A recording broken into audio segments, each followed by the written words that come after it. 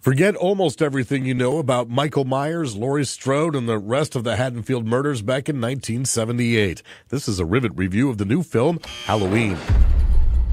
We're here to investigate a patient that killed 3 innocent teenagers on a Halloween in 1978. He was shot by his own psychiatrist and taken into custody that night, and has spent the last 40 years in captivity.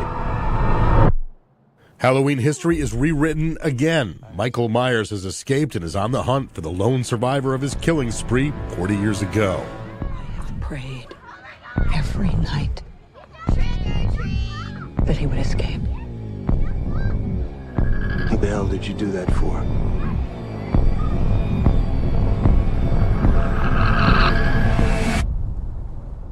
So I can kill him. This now 11th installment in the Halloween franchise is set up as a sequel to the first one and wants you to forget all the rest, if you haven't already.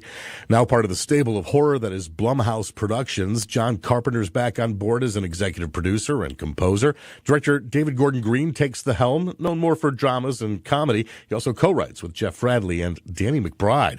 It's now 40 years later, and Laurie Strode, suffering from PTSD, has been waiting for a reunion with Michael, and she gets it. It's tough to figure this one out. It starts out well enough, but then once things get going, struggles to build suspense or even interest, at least for the first 2/3 of the movie. The saving grace is Jamie Lee Curtis, who's excellent, but unfortunately underused during a long and slow setup.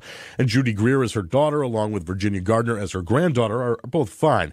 But it's when the trio finally takes over that we get a girl power tour de force that reminds us of the terror that is Michael and the edge-of-your-seat suspense that was such a big part of the first one. And for that, I give Halloween 3 stars out of 5 on the Rob rating scale. You'll have to sit through some bad tricks, but in the end, it's a treat.